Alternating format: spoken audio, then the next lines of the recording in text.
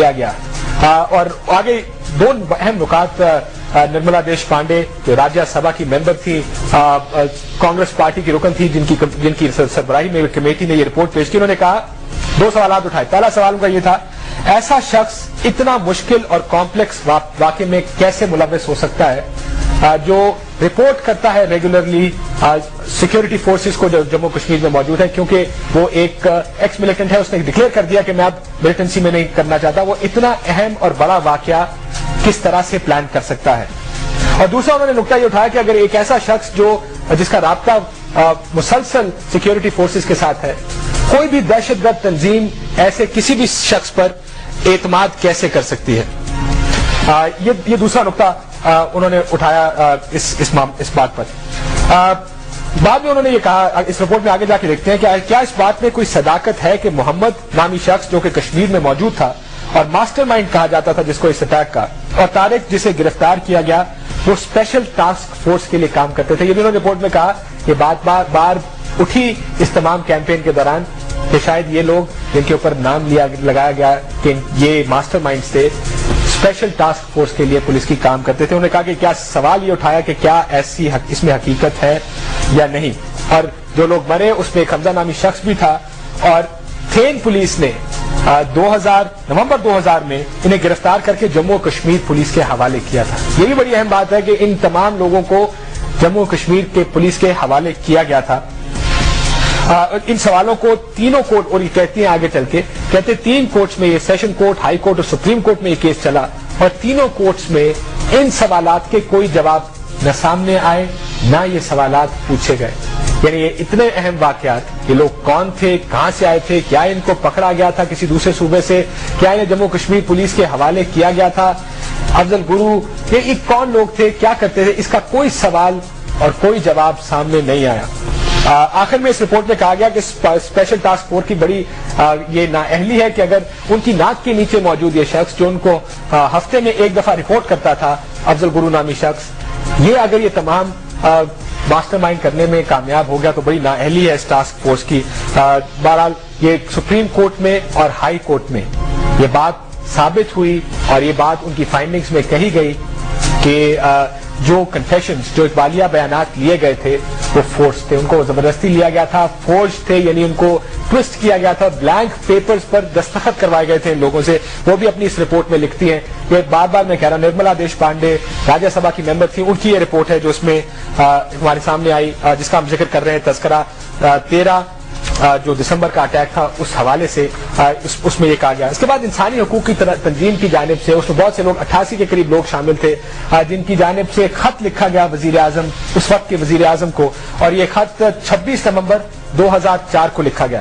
اس خط میں انہوں نے اس تنظیم نے یہ کہا کہ ہم اس معاملے کی نزاکت اور حساسیت کو سمجھتے ہیں, لیکن کہ پارلیمنٹ پر لیکن ہم یہ سوال پوچھنا چاہتے ہیں آپ سے کہ یہ حملہ کس نے کیا ہے, یعنی ہمیں یہ جواب دیا جائے کہ یہ حملہ کس کی جانب سے کیا گیا ہے. اس حملے کے فوراً بعد اس خط میں لکھا ہے, اس وزیر اعظم کو جو خط لکھا گیا اس میں لکھا ہے کہ اس حملے کے فوراً بعد وزیر داخلہ LK اڈوانی نے فوراً کہا کہ حملہ آوروں کی شکلیں پاکستانیوں کی تھیں. یعنی پھر وہی بات کہ جو only proof they had was کہ حملہ آوروں کی شکلیں پاکستانیوں کی تھیں. اس کے بعد حملہ آوروں کی شناخت ظاہر کرنے میں انٹیلیجنس ایجنسیاں ناکام رہیں. یعنی اس کے بعد کچھ پتہ نہیں چلا کہ جن کے اوپر لشکر طیبہ کے الزام لگایا گیا یہ کون لوگ تھے, نہ ہی اس کے بارے میں کوئی کوشش کی گئی کہ یہ اس سوال کا جواب دیا جا سکے. کہتے ہیں کہ حملہ کس نے کیا, کیونکہ کسی کورٹ میں یہ سوال نہیں پوچھا گیا, سیشن یا دہلی کورٹ میں. یہ وہی بات جو اس سے پہلے نرملا دیش پانڈے نے لکھی, وہی انسانی حقوق کی تنظیمیں جو ہیں انہوں نے بھی یہ سوال وزیر اعظم سے پوچھا. انہوں نے کہا کہ جتنی گواہیاں پیش کی گئی ہیں اس میں کسی جگہ یہ سوال نہیں ہے کہ 4 افراد کا تعلق کس کالعدم تنظیم سے تھا, بلکہ گرفتار لوگوں کو کسی دہشت گرد تنظیم سے, جو 4 لوگ گرفتار کیے گئے جن میں سے 3 رہا کر دیے گئے, کسی بھی دہشت گرد تنظیم سے منسلک ہونے کا الزام ان پر ثابت نہیں ہوا اور انہیں بری کر دیا گیا. اور پھر محمد افضل گرو جن کے بارے میں ہم پہلے ہی بات کر چکے ہیں, وہ JKLF کا ایک ملیٹنٹ تھا, ایکس ملیٹنٹ, جس نے اپنے ہتھیار پھینک دیے تھے. ایک اور نقطہ جو اس لیٹر میں, open letter to the prime minister, again I am seeing, یہ انسانی حقوق کی تنظیموں کی جانب سے لکھا گیا, اس میں کہا گیا ایک اہم نقطہ کہ پولیس نے اقبالیہ بیان دینے کے لیے افضل گرو کو میڈیا کے سامنے پیش کیا. وہاں افضل گرو نے کہا کہ گیلانی جو ون آف دی اکیوز جو 4 لوگ گرفتار کیے گئے ان میں سے ایک گیلانی صاحب، انہوں نے کہا کہ ان کا اس واقعے سے اور ان باقیوں کا اس معاملے سے کوئی تعلق نہیں ہے.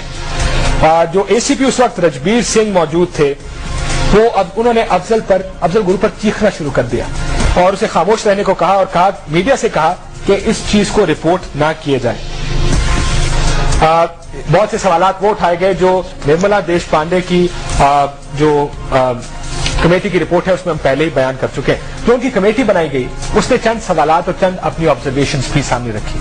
جو نرملا دیش پانڈے کی سربراہی میں جو کمیٹی تھی اس نے چند اپنی سفارشیں بھی اور اپنی سجیشن بھی سامنے رکھی. انہوں نے پہلی سفارش کی تھی، انہوں نے پہلا نقطہ یہ اٹھایا کہ ہر معاملے پر بھارتی میڈیا نے صرف پولیس کا نقطہ نظر پیش کیا ہے. کسی نے یہ جاننے کی کوشش نہیں کی کہ جو گرفتاریاں یا انکاؤنٹر کیے گئے وہ جینون تھے. یہ رپورٹ بھی ہمارے سامنے ہے. وہ کہتے ہیں کہ کسی نے اس کے اوپر انویسٹیگیٹ نہیں کیا. گرفتار ہونے کے بعد لوگ غائب ہو گئے، جن کو گرفتار کیا گیا ان کا کوئی پتہ نہیں چلا اور کسی نے یہ پتہ چلانے کی کوشش بھی نہیں کی کہ یہ لوگ کہاں گئے. دوسرا نقطہ وہ کہتے ہیں کہ کچھ ایسی چیزیں ہیں جن پر تحقیق کی جانی چاہیے تھی کہ اسپیشل سیل کی جانب سے دہشت گردوں کے خلاف آپریشن کیوں بڑھ گئے ہیں. دوسرا نقطہ یہ کہ لشکر طیبہ جیسی خطرناک دہشت گرد آؤٹ فٹ کیسے پولیس کے بچھائے ہوئے جال میں اتنے آسانی سے پھنس جاتی ہے. تیسرا نقطہ انہوں نے یہ اٹھایا کہ پولیس بڑی تعداد میں آتش گیر مواد پکڑ لیتی ہے اور ایکسپلوسیو پکڑ لیتی ہے اور ان دہشت گردوں کے سارے ٹارگٹ اور لوگوں کی آئیڈینٹی چند ہی لمحوں میں سامنے آ جاتی ہے. یہ وہ تمام سوالات جو اب آپ اسکرین پر بھی دیکھ سکتے ہیں کہ ایک اٹیمپٹ ہے in media to lend voice to the police to link the current sequence of alleged terrorist attacks with the parliament attack case کے جو باقی کے واقعات بھی ہوئے ہیں ان کو بھی لنک کر دیا گیا ہے پارلیمنٹ کے اوپر جو حملہ ہوا. اس میں یہ بھی کہا گیا کہ بہت سے معاملات میں مرنے والوں کو کولڈ بلڈڈ مرڈر قرار دیا گیا کہ بہت سے لوگوں کو یہ پولیس کلنگز کے طور پر انہوں نے کہا کہ یہ پولیس کلنگز کی گئی ہیں جو واقعات اب تک ہوئے. سپریم کورٹ کے فیصلے سے واضح ہے کہ جو 3 بے قصور لوگوں کو زبردستی پھنسایا گیا ہے اور ان پر ٹرسٹ نہیں، انہوں نے کہا کہ پوٹا قوانین کے تحت ایسا ہوا اور ان پر ٹرسٹ نہیں کیا جا سکتا کہ یہ ان ریلائبل ہیں، یعنی یہ اقبال جرم زبردستی کیے گئے ہیں.